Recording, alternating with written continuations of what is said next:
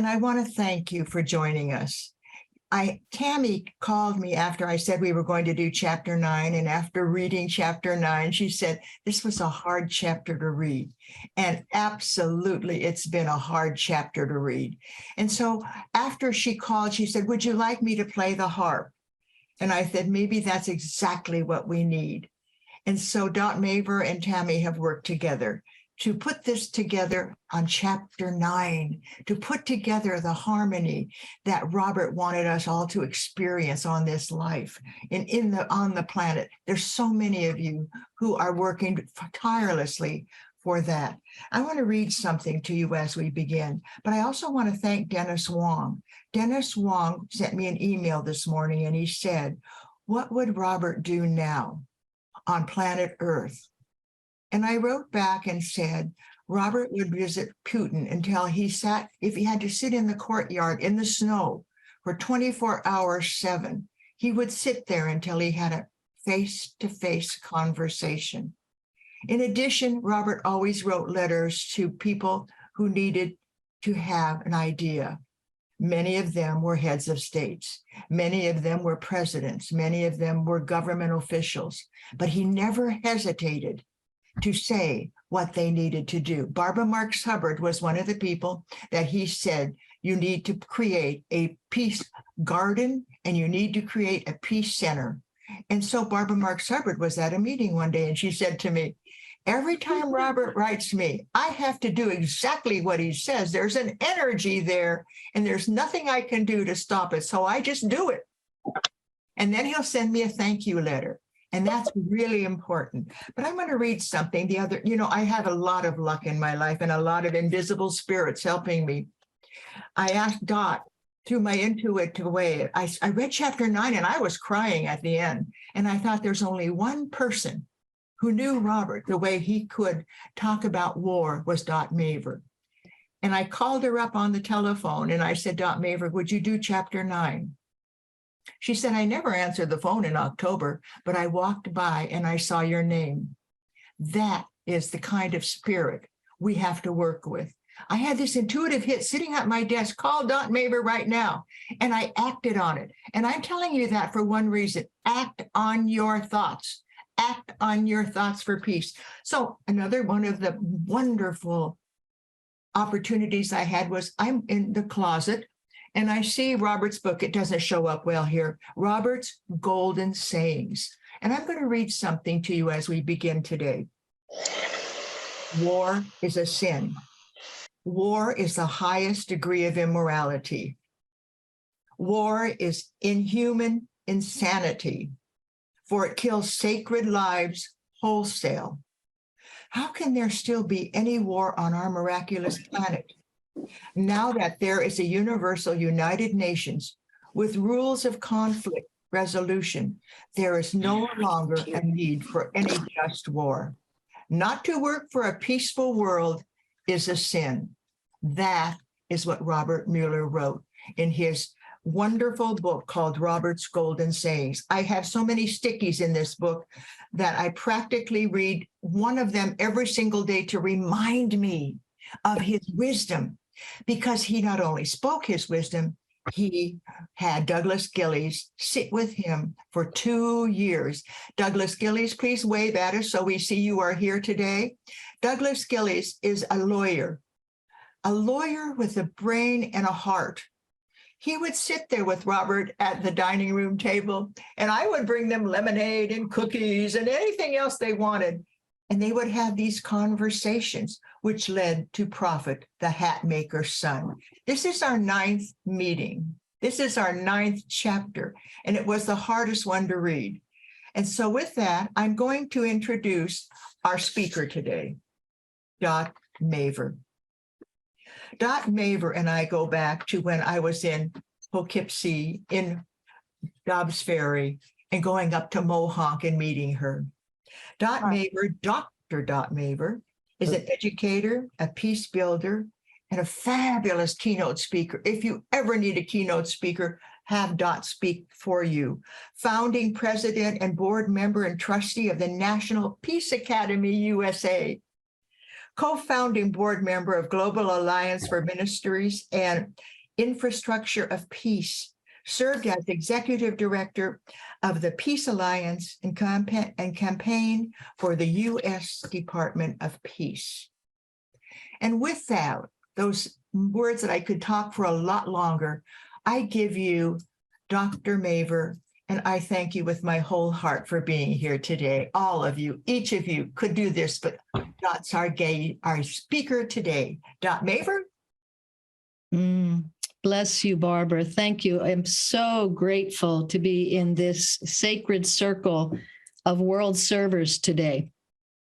And I will say, I'm recognizing so many of you in the Zoom room, and as our hearts unite across distance from many places around the world, and so much, it just gives us an opportunity. And Tami and I have spoken of that and what is possible as you will experience the beauty, grace, and sound of her remarkable healing harp. We have a chance today to come together in the spirit of love and cooperation and healing. And as Barbara said, Robert understood that. You know, I'm so aware I've been on a 6-week journey since Barbara called me, a deep immersion with Robert. He's been so present. And I'll tell that story in just a moment of my early meeting of Robert. And then I'd like to walk through the chapter with you. But first, I want to invite us to unite our hearts across distance, both sides of the veil. Robert is right here. Avon Madison is right here. Barbara Marks Hubbard, and so many others now on the other side of the veil, who knew Robert as not only a statesman and a peace builder and an educator and a healer, but as a true world server. He understood the more arcane, esoteric side of life. And in my heart, I know that this is the why and how of his incredible life dedicated for peace. And there are many in this Zoom room, and I will not name them all, but I will thank Douglas for this amazing book, and I will thank one of my mentors, Ambassador Anwarul Chowdhury, who joins today, who also understands peace, not as the opposite of war or the absence of violence, but peace as a substance, a dynamic substance itself, as we all work untiringly for the culture of peace to be realized on earth.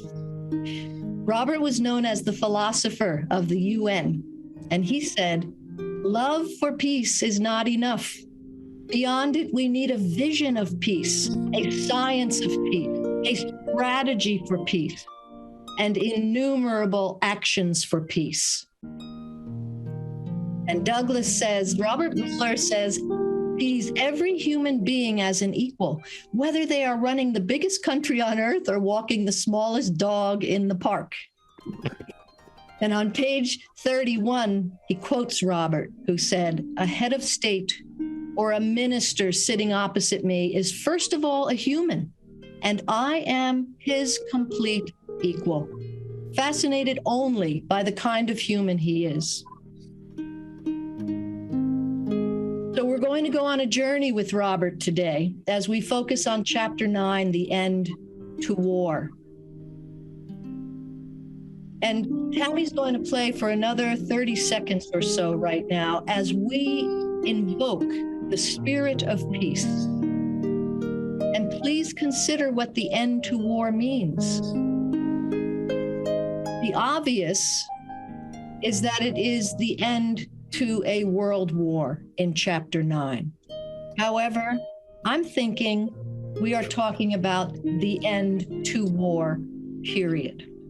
So let's hold this in our group chalice as we know that Robert knew and Robert lived that the absolute end to war is a major cultural shift to peace. the culture of peace on earth.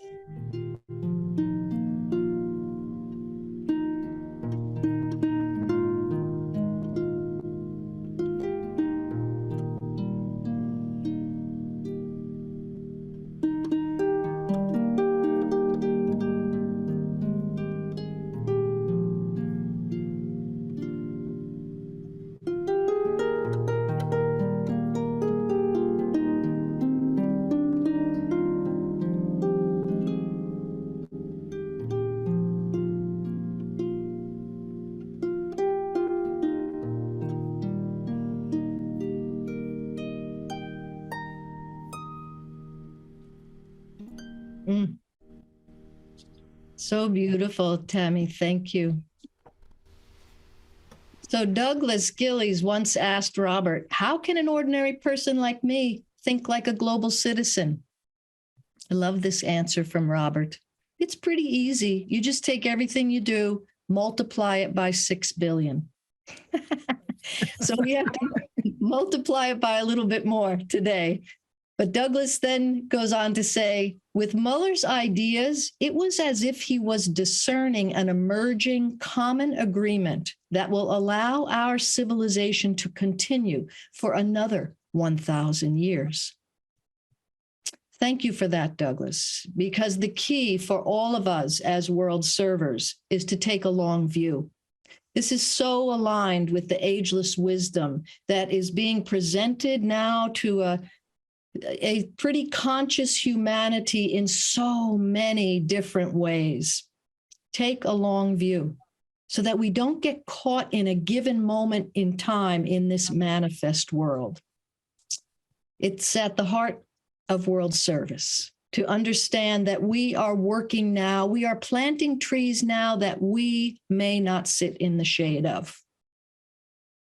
And we plant trees. So in 1981, I was at an arcane school conference in New York City, where Gloria Crook from Arlington, Texas, was the keynote speaker, a dear friend.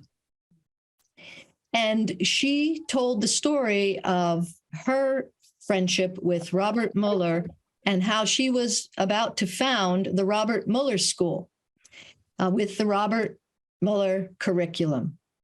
I loved it. And I kept thinking in my heart, Robert understands that we are spiritual beings having a human experience. I love this. And of course, education, understanding that it is leading out or drawing forth, and the curriculum, brilliant. So later, I would go to Texas and sit with Gloria and a couple of others discussing that curriculum and its application. Around that same time, I met Avon Madison, who was involved in the International Day of Peace UN resolution and was preparing to initiate the peace wave at 12 noon, which would happen in 1982. But I have to say, and Barbara, you know part of this story, it was in 1986 at the Center for World Servers in Asheville, North Carolina. Dean Going, Barbara Darden, and others ran that center. And that's when I first met Robert Muller. I was 35 years old, and my life hasn't been the same since. He was the keynote speaker for what was an Education in the New Age conference based on the ageless wisdom teachings. And myself and a colleague, we were offering a workshop on education in the New Age, what it is, what it could mean. Well, at the luncheon, they sat me next to Robert, and he was wearing his papal cross. And then he got and just chatting, and we were chatting, and then he got up, was introduced, and offered his keynote. Can I tell you? Let me just hold on here. I have to show you this because you probably all know this picture. So Robert gets up to offer his keynote, and he shows this picture. He holds it up and he says, you know this picture? This is a picture of the United Nations in New York City, and that's Jesus. Do you know what he's pointing to? People go, no. He's pointing to my office on the 33rd floor. I love that. So that immediately captured my full attention. And with that, his message that day, as he spoke of his meeting with the Pope and his work at the UN and all of it, and then his message to me personally has informed this life of service. I'll never forget what he said to me just as the luncheon was ending and we're getting ready to move on. And I was doing the workshop next. And he turns and he says, Dot, know what you think and always have the courage to speak it.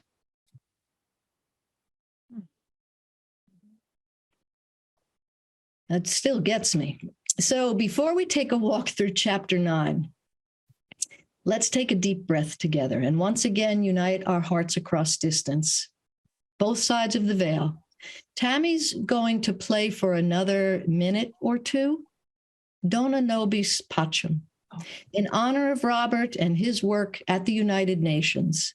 And as we once again intentionally invoke the spirit of peace into our group chalice today, anticipating an evocative response.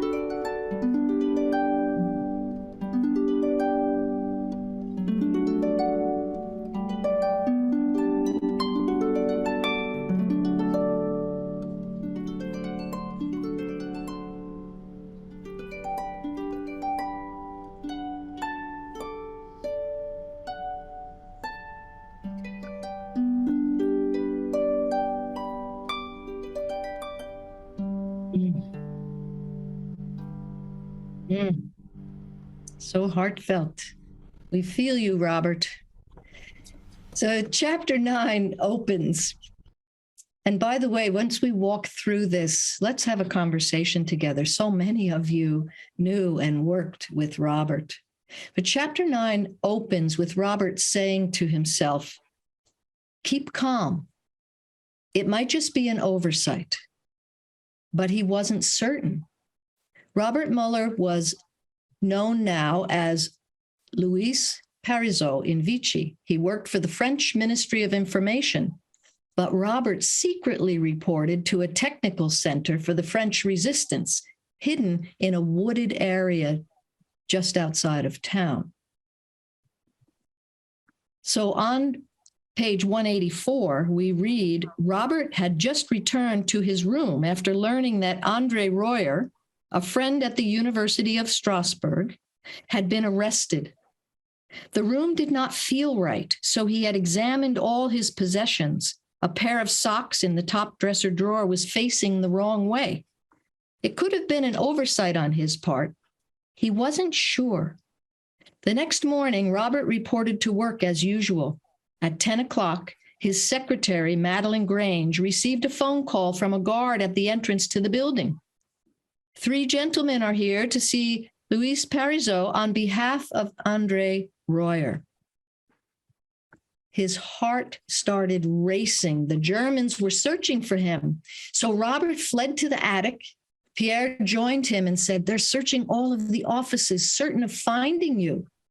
Robert sent Pierre back to his office after taking a cigarette and lighter. He knew that if he tried to escape, he would be captured or shot. No logical way out.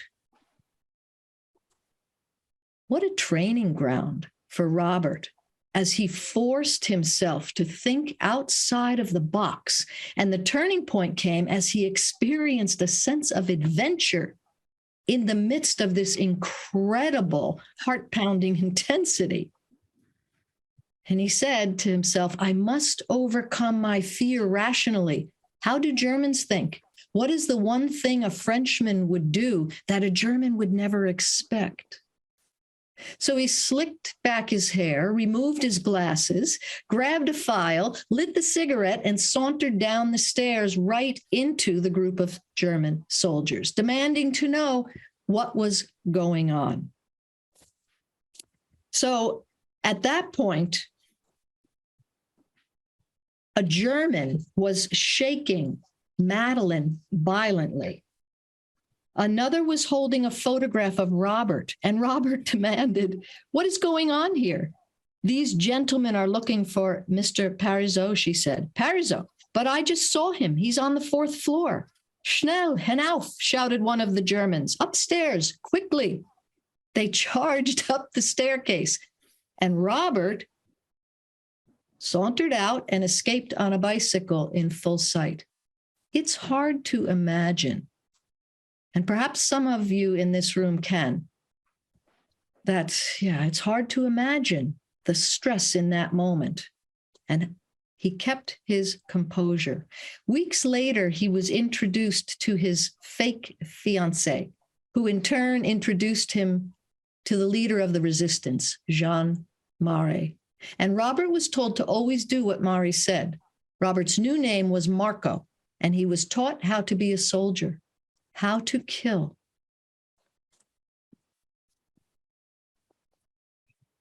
So on his first outing, what happened was this. His unit stumbled upon a group of German soldiers. When the Germans saw the Marquis, they started shouting. The Maquisards raised their guns. Robert waved his arms. "Stop." "What do you mean?" Oriol yelled. "Are you crazy?" "Don't fire," Robert said. The Germans waved their arms frantically as the Maquisards gripped their rifles tightly and waited for Oriol's order. "Shut up, Marco," Oriol said. "What are you doing?" Robert says, "These guys speak the worst German I've ever heard."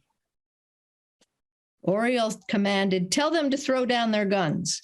And they did. And as we know from this book and this chapter in particular, over and over again, Robert was able to presence in a way that allowed him to see behind what was happening, knowing that nothing out here is ever what it seems to be. You know, he then became sergeant and he was in charge of the Russian unit. He could barely fire a gun, but he spoke German. So they would gather in the evening and sing together with Robert interpreting. And his unit raided German warehouses and robbed French banks who collaborated with the Germans. And Robert used his skill in economics while learning Russian and teaching French to the Russians. So again, clearly, Robert was a knower. He always knew deep down in his heart his mission in this life, and he could not kill. He remained aware of the bigger picture, always, even in the midst of incredible stress and challenges. On page 193, We learn that an informer was tortured and then dragged to his death. Robert felt dizzy, and he was told, "You not good soldier, Marco, too much good feelings." Well, I submit, thank goodness Robert never identified with his various roles. He seemed always throughout the years to identify with spirit. Again, knowing that nothing out here is ever what it seems to be. And on page 194, after observing the humiliation and fear and shooting of a prisoner following deep reflection, Robert decided that to die wretched and alone, so utterly lost in desperation and terror, that was no way to leave the earth.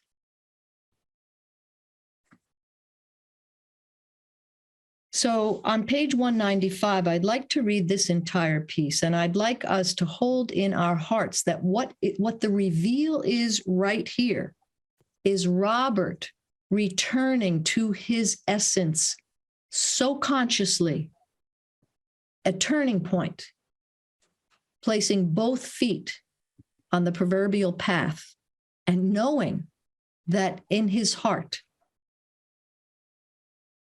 he was a peacemaker and a peace builder.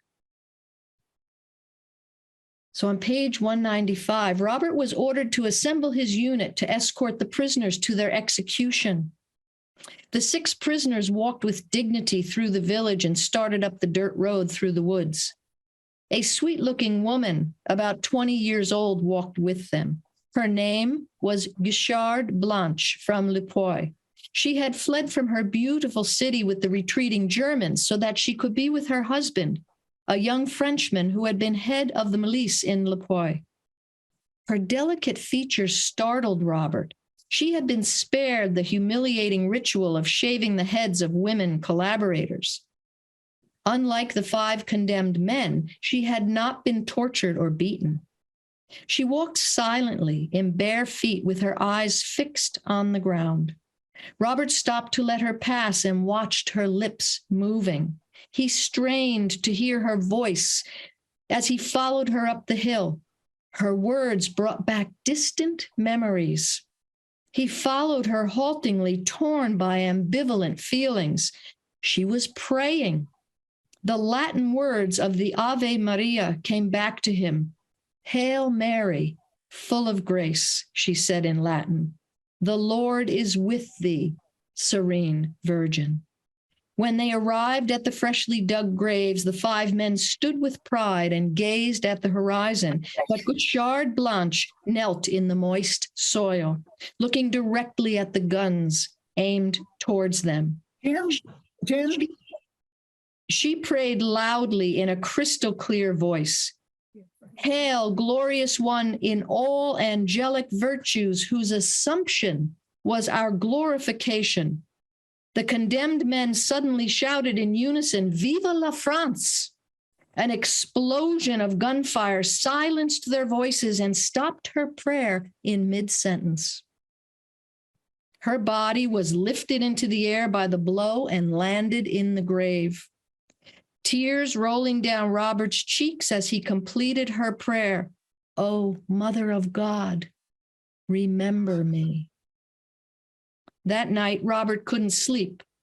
The devotion Robert had forsaken as a young child, drummed out of him by ridicule in the French schools, had been stirred by the spectacle of Guichard Blanche's prayer. Her deep faith had saved her dignity, even while fear and anger consumed the men standing with her, who proudly defied death. She had managed to hold on to a vision that transcended mortal fear. A vision that transcended mortal fear. It was a better way to die, he decided.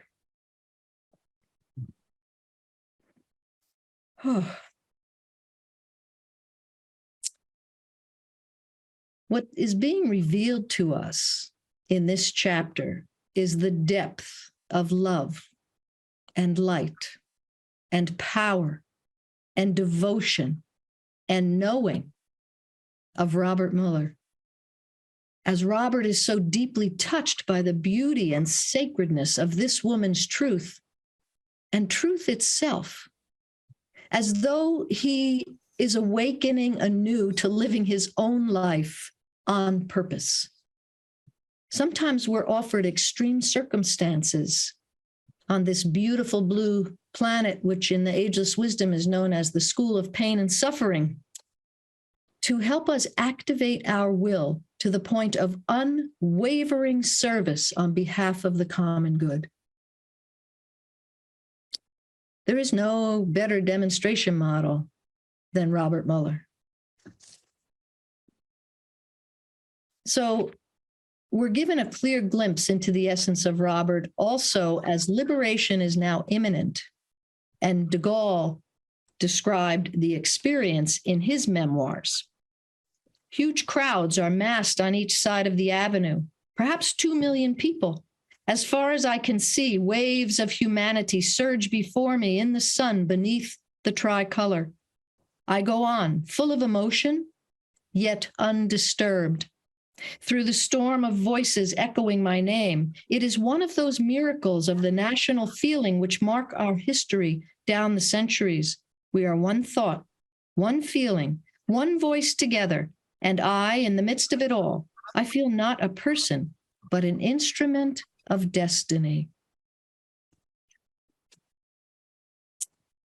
So it was still so messy and confusing and challenging and heart-wrenching as Robert then on a battlefield was tossed a wallet from a dead body and found news about this man's children, his neighbors coping with famine, and a prayer that God would end the war and bring him home safely.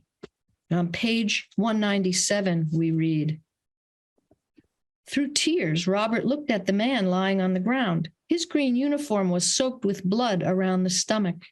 The man did not have the face of a ferocious Aryan warrior. He looked like an ordinary father who had been in a hurry to get home to his family." Robert became pale and started shaking. Nuri shook his head. "Marco, this is war. You could be dead instead of him. It is time you be a real soldier." The Russian put his foot on the dead man's belly. I'm not going to read the rest of that paragraph. Robert turned away and vomited. Laughing, Nuri shouted, "Marco is not a soldier." Again, their unit moved north. Robert sat wearily with the Russians as they rested in a meadow near Givors, waiting for orders.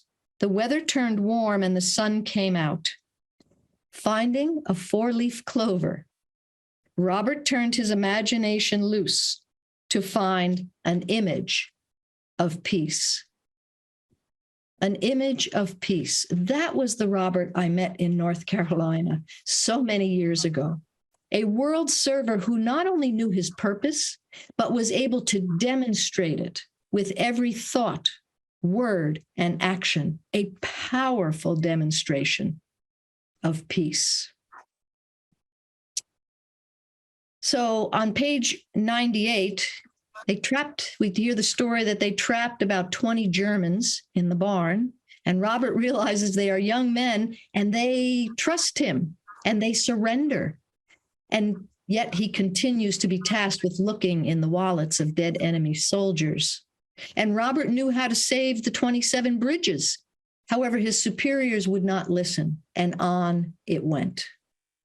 His commanding officer had slapped a general, and things were a mess. Robert took a bullhorn and drove with another soldier, appealing for German soldiers to surrender. It seemed no one was sure of who was who. At one point, Robert had a gun pressed to the back of his head. Can only imagine what that felt like. And then the police finally let them go.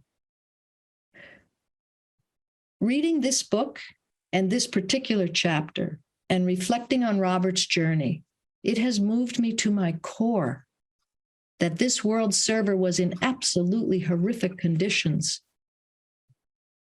And dare I say it again, it was an amazing training ground for Robert, as it ultimately strengthened his will and informed a life of dedicated service to the culture of peace. And then on page 201, the worst thing ever happened. Robert returned to Gavors and learned that the young boys he had talked into surrendering had been marched up the road and shot. He couldn't breathe. The pressure was too much, and he exploded into anger. He blew up at Mary to no avail. At the bottom of page 202, the whole world had become a madhouse. All the blood he had seen soaking into the dirt, fathers who were tortured, daughters humiliated to their last breath, sons who would never be found, not even a stick to mark their graves. Yesterday, those boys were alive, trusting Robert and throwing their guns down. Their hopes and dreams were alive. Their hearts were beating. Their mothers were waiting. And their fathers, who wanted to be proud, all their hopes gone for all eternity. A terrifying guilt seized Robert. He wanted to take back what he had said to the boys, to tell them something different. "My God, what have I done?" he shouted and collapsed in the tall grass. The ground absorbed his tears. His chest heaved. It ached so much he wanted to scream. It was the end. He was too tired to fight anymore. No more, no more. An immense determination seized him. Robert glared at the moon. He searched furiously through the stars for any sort of answer to the questions that were forming. Questions that raged against the sky and raced through the stars and burned a hole in the black void. Then he noticed the emptiness was shimmering. The black void was gripped with light. Gripping his rifle, Robert pulled himself up to his feet. His legs were wobbly. "I swear to God," he sobbed, and then he shouted, "I swear to God, I will spend the rest of my life working for peace in this wretched world." His legs couldn't hold his weight. The grass folded under his body, and he closed his eyes and slept for 2 or 3 hours until the moon had disappeared and the first light of dawn stirred him awake. Gazing toward the pale blue horizon, Robert watched the hills come into view. The valley was quiet. The war had moved on. Robert felt like a new man. And on page 204, chapter 9 closes with, "It was time for Robert to go home." And later, as we all know, his mother, upon hearing his choice regarding the United Nations and working for peace, said to Robert, "Then you must go there, son, and work for the only other family that matters, the human family." So our opportunity today, as we observe a global silent minute in this moment, to radiate peace, pulse out healing, trauma healing, and distribute the accumulations in our group chalice, is to realize that on the planet right now, we are at a very high bell curve moment of an all systems breakdown and an all systems breakthrough. Robert understood that breakthrough is peace. Many of us in this room have spent our entire lives dedicated to the culture of peace, the shift that's happening right now. So as we take a deep breath and unite our hearts across distance,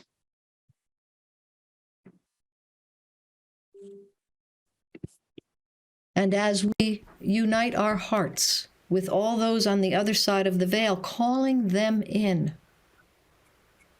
as we distribute the love and the light and the accumulations in our group chalice, may we realize the culture of peace. May peace prevail on earth. We'll go into the silence with a Tibetan singing bowl, and when we come out of the minute of silence, Tami will play as we hold this in our hearts and pulse it out to the world.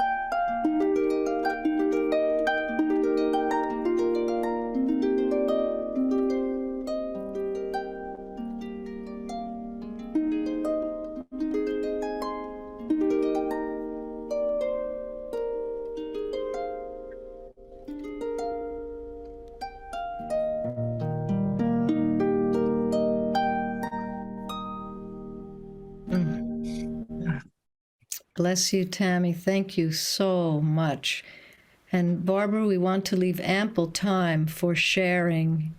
And knowing that Nina has to leave shortly, perhaps she can share her words. And then over to you for a group sharing. Yes, please. Tami and Dot, you made this so real. The tears come again, because I know that we have an option in front of us, an option for peace. And we have to have the courage that Robert displayed in this chapter, so wonderfully portrayed by Douglas Gillies, and so effortlessly portrayed by Ambassador Chaudry as he creates that culture of peace. And I'm just naming two of my heroes. Dot is one, and Ambassador Chaudry. There are so many of you on this call who deserve gratitude. And I was in my meditation, I heard this voice and it said, tell everybody it's about peace and courage. Yes. That's what I got from Robert, the courage. And with that, Nina, would you like to give us your ideas, please? Yeah, I don't know if whoopsie. You're good. Okay, hello. Yeah, I'm glad to share my story. I was young, I was an esotericist, I was reading, devouring the books, and then I had a dream. And Robert Muller stood over me, flew over me, and said, "You're ready now for world service," and told me I was going to the UN. And the next day I got a call from the UN. It was the UNA, and they were having a meeting, and I don't know how they got my name or anything. And of course I went, and I met Avon, and we started our pilgrimage together for the International Day of Peace before it become actual, and spent many years doing and going to meetings, etc. And then another meeting I went to was in Costa Rica, and Brian Berman, who's on this call right now, was there with me. And Robert was a speaker there. And we were running the education component. And I got to speak to him personally a number of times then. But then myself and a man named Phil Gang started to work with him on a curriculum, and we invited Dot into the circle, and the three of us worked on a curriculum called the Universal Universal Rights and the Honor of the Responsibilities for those rights. And I don't remember the exact title. And Abelardo Brenes took that curriculum and they used it in Costa Rica across the country. And now I bought this book and I'm reading it, and I feel his presence in me again. It's really a large presence. And today I get a call from somebody at the UN saying, would I consider being on a council level of a committee, blah, blah, blah. And I thought, oh, he's giving me a little push again. And here I go. And I don't know where I go, but here I go. So thank you very much. And thank you, Dot, for having me go first, because I do need to go. Thank you. And it's an honor to be with all of you. Yes, David. Nina, we want to thank you for creating one humanity. That is the most powerful thing that we can have, is one humanity. And that's what we are doing today. We are honoring all of you on this call. And Douglas, we want to give you a special shout out. We could not have relived these words. We could not have relived Robert's life without your dedicated 2 years and your brilliant way of saying things. He not only heard from Robert, they would go into the archives, boxes and boxes and boxes. And Douglas would bring up something and he would say, Robert, tell me about this. But he didn't say it like, tell me about this. Was it true that you would, that he was like a lawyer? And Robert would say, no, that's not exactly how it happened. So as Douglas listened to Robert, he became Robert. He wrote it in a way that allowed us to feel the feelings, Dot, as you read those pages today. They were absolutely how it is when you're the courage others need. And when I got that message, peace and courage, and I thought, okay, peace and courage. Okay. And Douglas, again, I want to thank you for this book. And I think Robert said when he was about ready to go to his eternal reward, after I die, I'm going to whisper in the ears of all those who are in charge of countries and tell them that peace is possible and it begins today. And so if you know anybody that needs this book, thanks to Diane Ruth, who could not join us today, she gave us $10,000 to print extra copies. And I will send that a book to anybody you want me to send it to. Barbara Muller 2323 @gmail.com. Just send me the name, send me the address, and I'll have a few signed copies. We have got to get the word out. And thank you for Nina. Thank you, Dot. And now Jerry and Des Bergdorfer, I see your hand is up.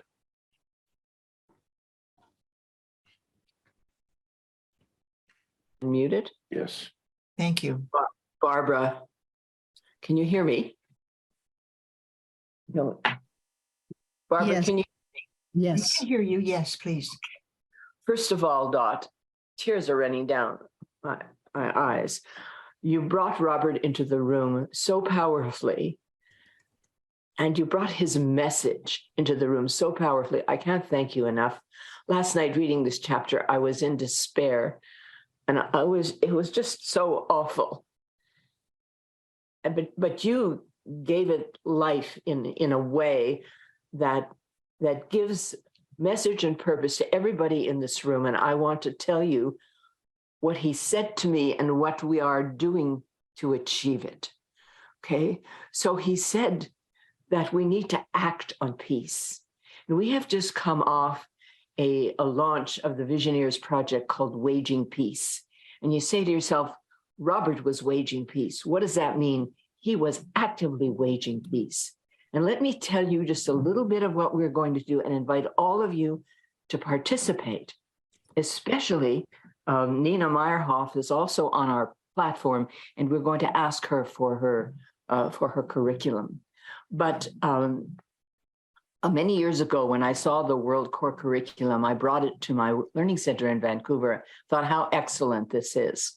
Well, here's the story now.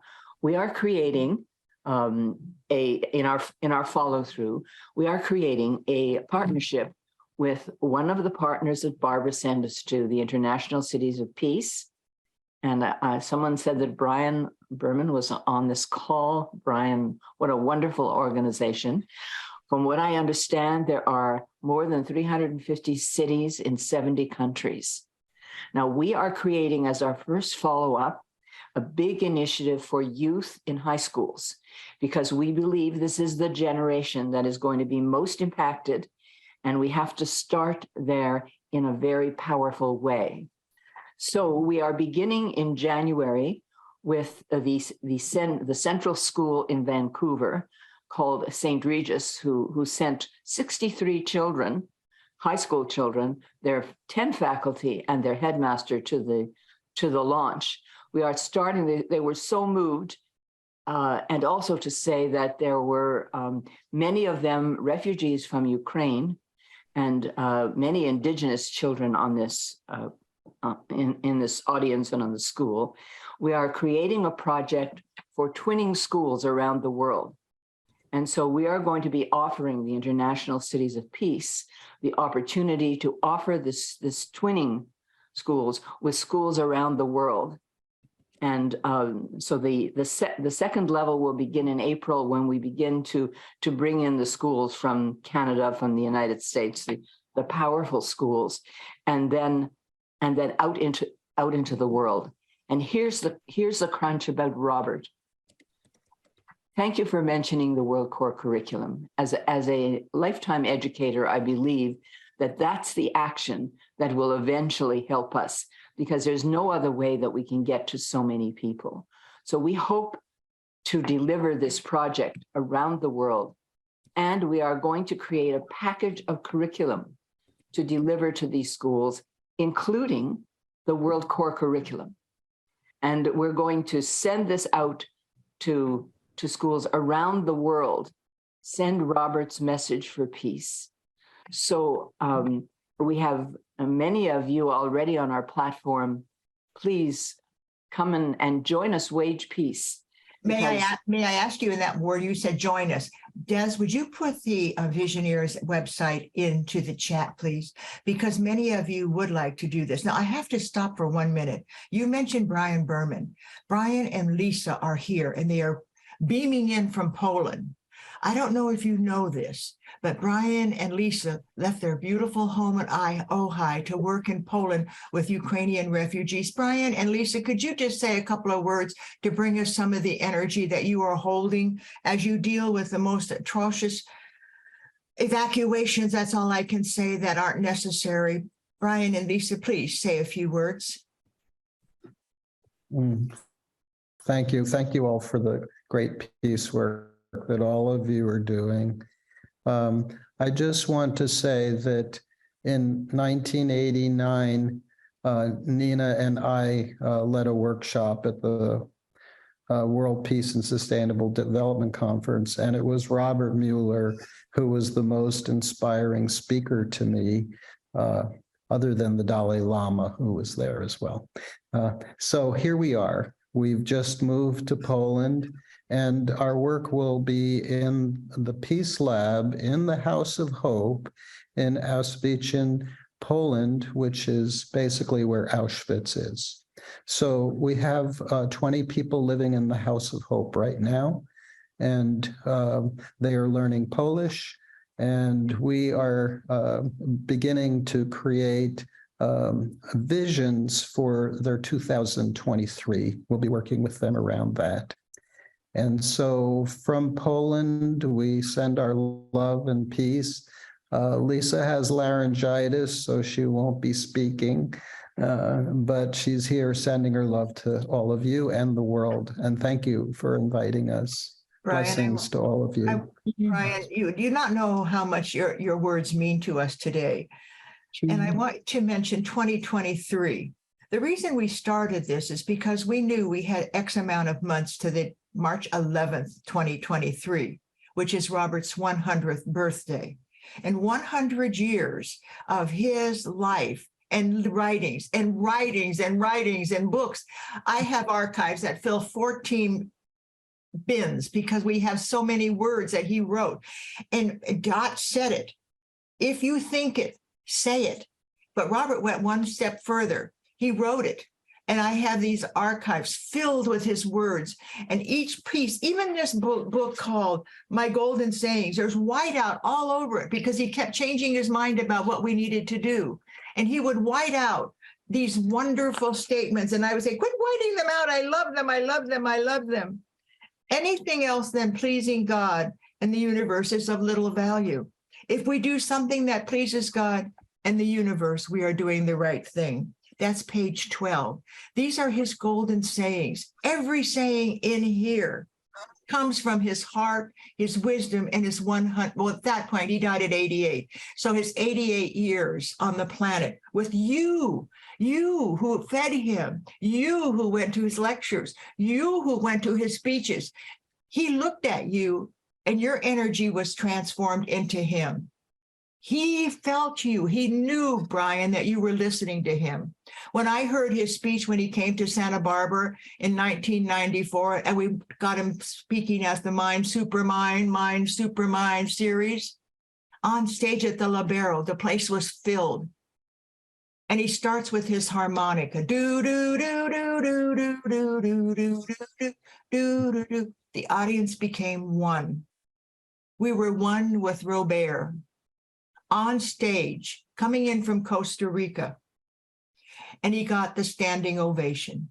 And the director of Mind Supermind said, we've only had 2 or 3 standing ovations in all the years that we've been here. Why did he get that?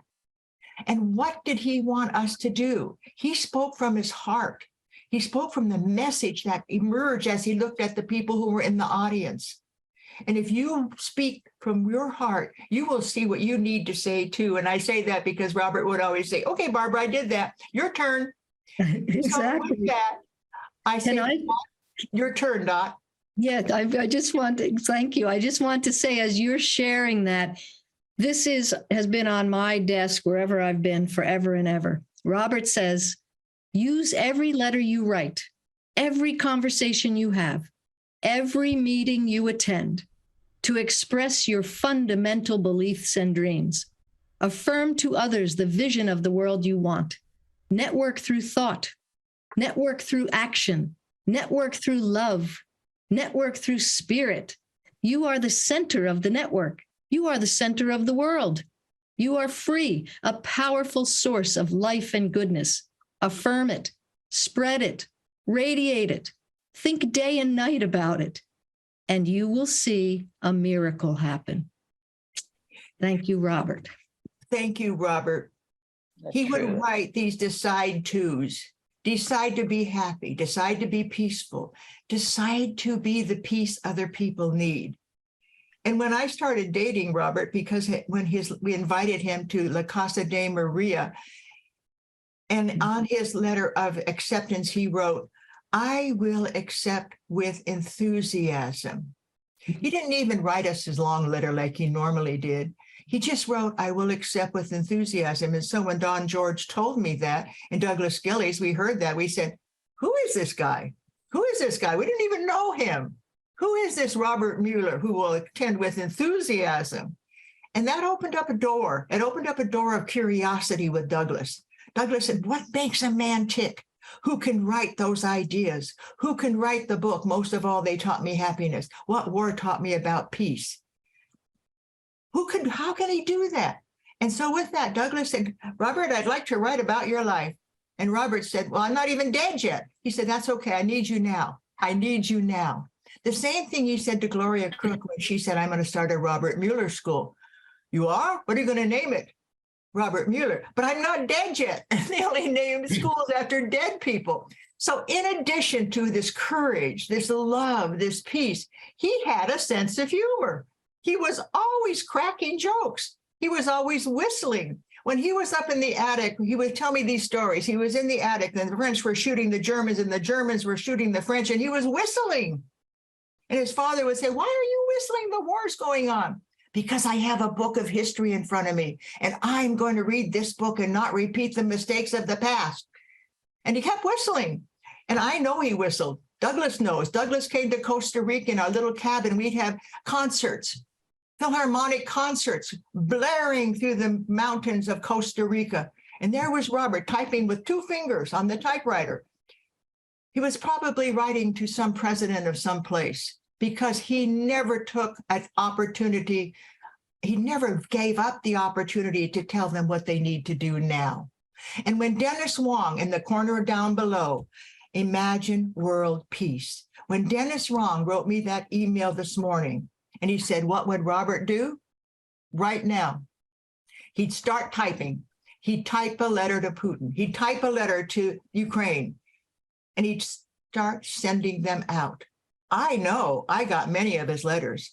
When David Krieger retired from the Nuclear Age Peace Foundation, he sent me the letters Robert sent to him. He said, we can't have nuclear war. We can't have nuclear weapons anymore. You better get busy. And David Krieger was busy already, but Robert said he had to get busier. He had to stop the annihilation that could happen if we have a war made of weapons that nobody can destroy us. Worse than that could be. I look at Helen Peacock. She has lectures. She has a course, War No More, World War 101, last, no more. And so you look around all these people on this call and you say, thank you, thank you, thank you. And Dot? Barbara, I wonder if we might put Ambassador Chowdhury on the spot and invite him to say a word. Well, that wouldn't be putting him on the spot. This man is an angel. And so Ambassador Chowdhury, the creator of a culture of peace, the culture of peace, please give us a few of your words. Thank you. Thank you, Barbara, for inviting me to join here. And I think, Dot, what you did today is really, this is the 9th chapter. Many of us participated in reading out other chapters, but Dot today brought a new inspiration, new dimension, new context, and new enthusiasm into the reading of the chapters. I am so grateful to Dot for this this presentation today. I am impressed beyond doubt and beyond limit, I must say.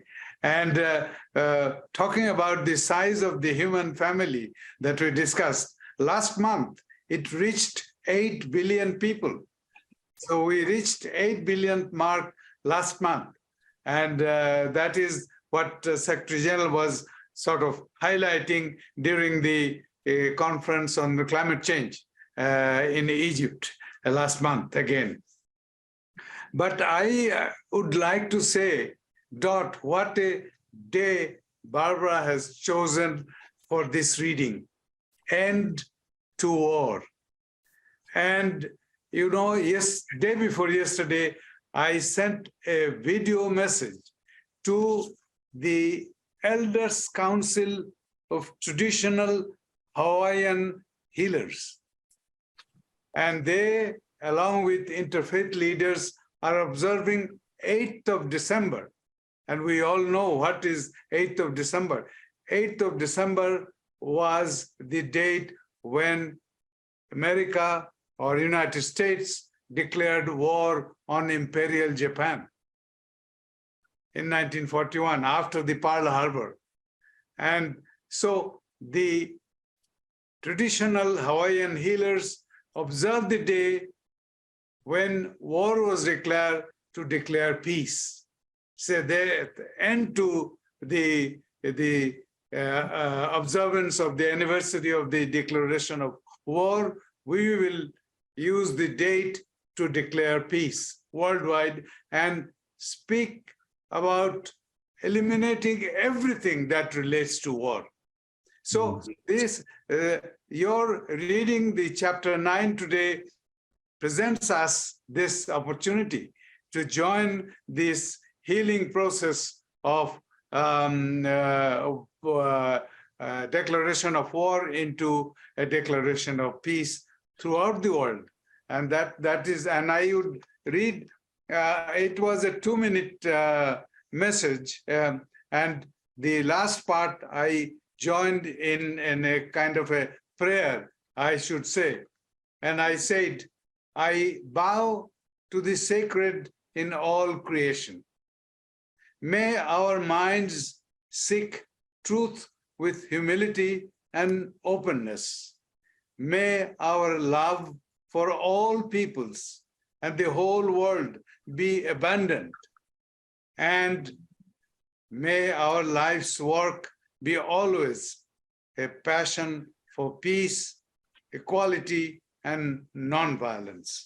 So that was the end of the message. So again,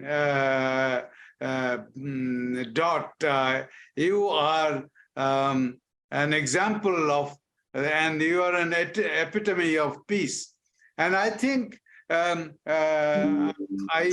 will reflect the thoughts of everybody here to say the Dot is a gift to humanity. And I think it's a precious gift which we must adore and preserve and nurture throughout. Thank you, Dot. Thank you, thank you, thank you. Oh, Ambassador, bless you, Ambassador Chowdhury. As I turn it back to Barbara, you touch my heart so deeply, as always. And dare I say, it takes one to know one. thank you so much. You know, the part of this conversation started with chapter 1 and chapter 2. Well, look at Ambassador Chowdhury. He did chapter 2. He talked about his life with Robert, how they together worked on the culture of peace, how they together motivated David Wick, working with Avon, to have a city of a culture of peace. Imagine your city being an international city, as Jerry and Desmond said. We are an international city of peace in Santa Barbara. It's a one-page form with 6 signatures, big deal. You just send it in and we became number 323. Think if we have international city of peace, if we have world core curriculums, as Des and Jerry are doing, and if you need to know people who are doing things, just go to their website and you can see all these fabulous people working for the Sustainable Development Goals. Now, with that, I want to thank you and tell you about March 11th, 2023, which is Robert's 100th birthday. Now, this inspiration came to me in a dream that if we took this book that Douglas wrote, Prophet, the Hatmaker's Son, and we started to read a chapter a month, and we used people who knew Robert, because, you know, a lot of people are pretty old now who knew Robert, but not Dot and not me. We're just the youngins on the planet. You know, people say, you don't look your age. And I say, well, how old do you think I am? It doesn't even matter, because my peace inside keeps me so motivated, so happy, that it shows. My grandmother always would say, and she's from Hungary, that's why I'm a peacemaker. My grandfather immigrated from Hungary when the coffin maker was building coffins. And he said, what are you doing? He said, I'm building coffins. The war's coming and we're going to need them. I don't believe in death. I don't believe in shooting people. I don't believe in war. And he got on the next boat, met my grandmother, they got married, and here I am. Now, I'm a Hungarian. And what did my grandfather tell me as an immigrant? He didn't say, oh, you're so lucky to live here. Enjoy ice cream. No, you know what he said? You're going to be a peacemaker. As a little girl at 3, Grandpa would say, you're going to be a peacemaker. Did he forget that message at dinner when he would come over for our Hungarian goulash or our chicken paprikash or the palancsintas? No, he didn't say how delicious the palancsinta was. He said, you're going to be a peacemaker. So everybody, let's tell Barbara how to be a peacemaker. And he would bring out the globe and he would say, now, where do we need peace on the planet? And he would make me, but I had no idea where we needed peace on the planet. I said, Grandpa, we need the whole planet to be at peace. And you don't have to ask me where we need peace. And he said, that's a good idea. Let's have a whole planet of peace. And he'd spin that globe and the whole family would pray for peace. Well, I didn't really know if I was going to work for peace or not, but I became an educator and I got my children and I taught in the poor schools of Santa Barbara because I knew they needed inspiration. And as I taught in those schools, and as I started being a demonstration teacher, and as I worked to make sure that my students understood peace first, employment comes from your heart. Do what your heart tells you. Don't work just to get a salary. Work for the world. Now, where did I get that? I would say to my third graders, my gosh, I got that from my grandfather. He was a Hungarian, and he told me, if you want peace, you got to work for it. And there was no alternative. And even my father would say, do you have to always talk about peace? I think she gets it. Let's just eat the palanchita that my beautiful wife, Barbara, prepared. And so we would eat the palanchita, but we always had that peace from food. We blessed our food. We just didn't sit down and gobble it in front of a TV. Everything was a blessing because he had been through the torture of leaving a country that was going to war. He wanted to stay, but he knew his life was important, as Robert knew his life was important. March 11th, 2023, we will have some sort of a party on Zoom. We will be done with all of these chapters. This chapter is chapter 9. Next chapter is Victory, chapter 10, with Bettina Hasman. And Richard Denton, who did not know Robert personally, will do chapter 11. He's representing all of you who just got to know Robert through our podcasts. He will represent the Salas. He will represent the Cheryls. He will represent the people who may not have known Robert. And Richard kept saying, if we only read this book, we wouldn't repeat war. And I'm going to turn the microphone back to Dot. Oh, thank you, Barbara. So Moira is in the room with us, who is an author herself, and she has a question for you, Barbara, how to get a copy of the book. In the chat, I saved the chat. And if you want to save the chat, go to those 3 little dots and click on that and it'll say save chat and save this chat. This chat is so blessed. To get a copy of the book, all I want you to do is put your name, address into the chat, and I will copy that and I will send you a book. I just recently sent a book to your friend, who did I send it to? Tara, she's in the room today. Tara, would you raise your hand? Did you get the book? She did. Oh, that's fantastic. Because what I did was I just put it in an envelope, go to the post office and mail it, and I will mail anybody on this call the book. Also, there are many secondhand copies on Amazon for like $4.99, and they'll send it to you free, and you can get a copy there. But I still have a few signed copies with Robert's name and Douglas Gillies. Now, I'm going to tell you a little story, all you authors out there. Robert signed every book he ever did. Why? Because he said someday it's going to be in a garage sale. And that person who sees Robert Muller's profit with his signature may pick it up. Right. And I know it's true. A librarian sent me an email recently and she said, you know, they were throwing out a whole bunch of books at the library and I just threw them in the trash or I put them in the recycle bin. But there was a book signed by Robert Muller. Most of all, they taught me happiness. And I said, what'd you do? She said, I took it home and I read it every night. He signed every book with an intention that when you read this book, peace will become part of your DNA. When you read this book, whatever it was, most of all, they taught me happiness. What war taught me about peace. New Genesis. These are the books he wrote in his spare time. And you know, he was always working. I must tell you, peace is not something you just say, oh, isn't that a good idea? From the moment he woke up at 4:30 to the time he closed his eyes at 8 o'clock at night, he was working. If the grandchildren, we have 11 in common, would come to visit us in Costa Rica, I did all the work. He was in the laundry room writing ideas. He was in the laundry room writing his next book. This is Robert. He knew I could handle the grandchildren, and it was my honor. And so with that, I say join us every month until March 11th, 2023. We will have 2 more chapters. We meet on the first Sunday of the month at 9 o'clock on this Zoom number. And again, I want us all to give Douglas Gillies a round of applause. Yeah, I have a question. Barbara, can I mention one thing? I would like to, as you said, you are also doing a lot of new printing of the book, old books, but I would like to offer here first 100 young people who would read this book. I will pay for them. I will send it. Yes, yeah. First When you 100 start the schools. younger generation should know more about this book, and they should know. We are all senior people here, but I think it will be good to introduce this book to the younger generation on the occasion of his 100th birth anniversary.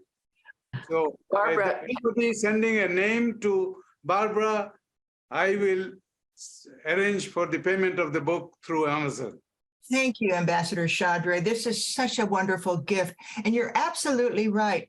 And I'm also going to send you a case of books to put in the mailboxes of all the servants at the United Nations. They should get this book. And I will send you a box and you put them in their mailboxes and have them join us. It's time we spread the word. Ambassador We Chadre. should send it to the Secretary General first. Oh, absolutely. Poor old Secretary General. I feel so sorry for Antonio Guterres. He's trying so hard and he was so shocked by this war. This war blew him away. And you know, Robert said, if we don't, it was Utant, Secretary General Utant, who said, if we don't have a spiritual voice at the UN, and you did that right, Dot, Barbara, we're never going to have peace. a book Now, for can every you see school that this? comes on. Well, this is when the Pope came to the United Nations. And he said, when he came to the United Nations at the invitation of Robert, never again war. Never again war. We have to make those words come true. He came to the UN in 1965. His Holiness Pope Paul VI came to the United Nations. His unprecedented journey, as he himself said, fulfilled a desire nourished for nearly 20 centuries. It was the pilgrimage in search of a conversation with the entire world. That word conversation is the key. If we would have had the conversation like Reagan and Gorbachev had in Iceland to end the Cold War, conversation. If we could have got Putin together with somebody from Ukraine, we could have had conversation. I'll tell you a secret, and I don't know if it's a secret to any of the people who work at the UN, but he always said, if you're going to work for peace, don't bring an ambassador because they're going to make it even worse. Why? Because they have to keep their job. Now, you know, you don't tell anybody where you heard it, but if you want peace, speak directly to the person you want the peace with. And if you don't know how to do it, buy my book, Revolutionary Conversations, How to Have a Conversation No Matter What the Situation. But that's not, I'm not here to sell my book. I'm here to sell peace. And Dot, I'm going to turn back to you because we're at the end of our hour and you lead us into the finale. Oh, okay. I would love to. And actually, Tami and I are going to offer the finale in just a moment. Douglas, I too want to say thank you. And just am so grateful that you spent the kind of time you did to really get to know Robert and the truth behind whatever it was that was being presented. It has really gifted all of us and the planet. And Ambassador Chowdhury, that's quite an offer. I'll also be in touch with that offer. That's outstanding. And Douglas, I wonder, just for 1 or 2 minutes before we then close, is there anything that you would put into this circle today? Well, this hour has been inspiring to me. I'm very grateful. Can you hear me? Yes. Good. Because I don't have a green box around me on the page.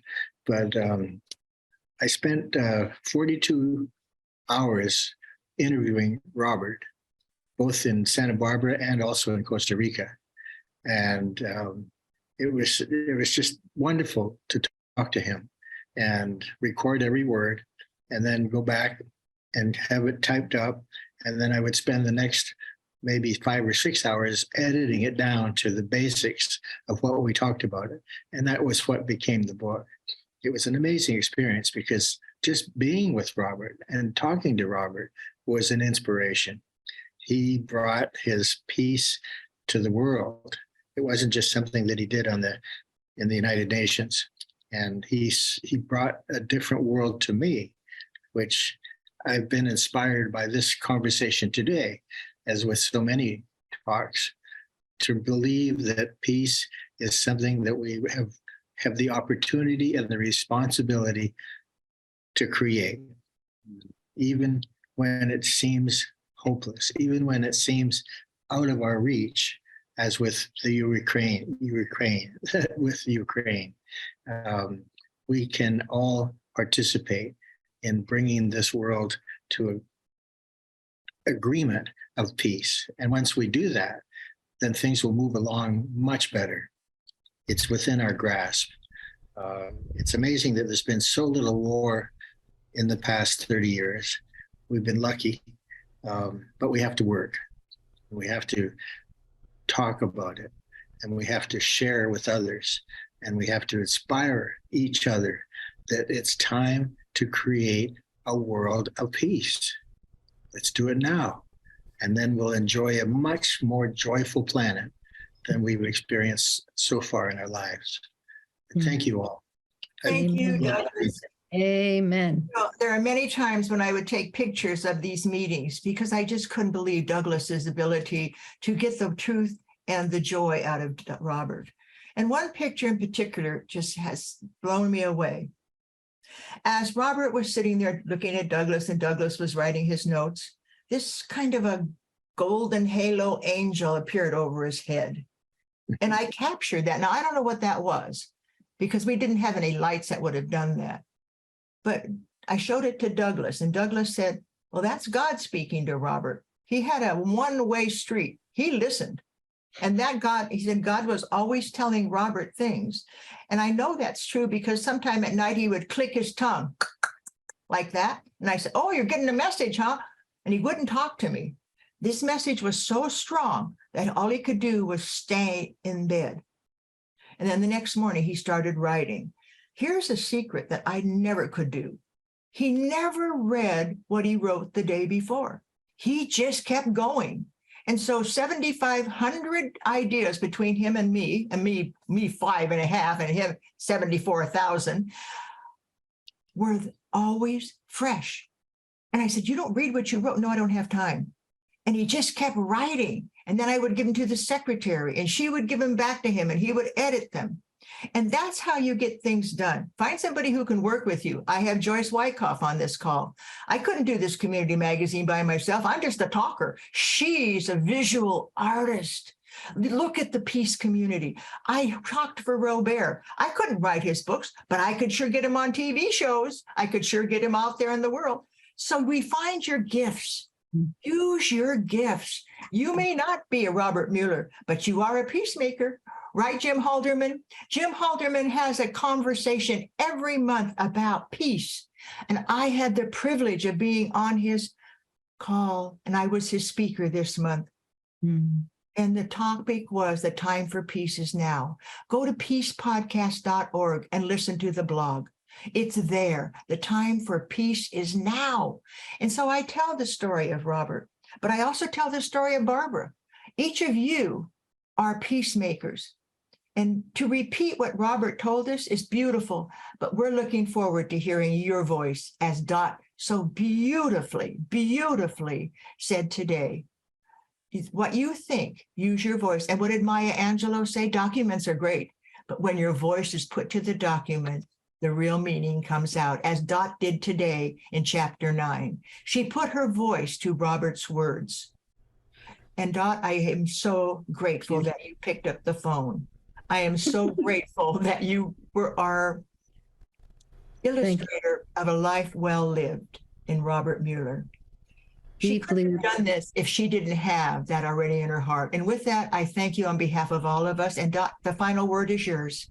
Well, thank you, Barbara. And actually, the final word belongs to the harp. Actually, it belongs to Robert. Because as you mentioned earlier, Barbara, all of us who knew him, you knew. I used to go down to the UN when I knew he was going to speak, and you always knew somewhere during the presentation, he would pull out his harmonica and he would play Ode to Joy. So we're going to close today with Tami Briggs. Bless you, Tami, for being with us and for offering the beauty and grace of this harp. And yeah, so much love. I'm feeling so much love. Gratitude, Barbara. Gratitude, everyone.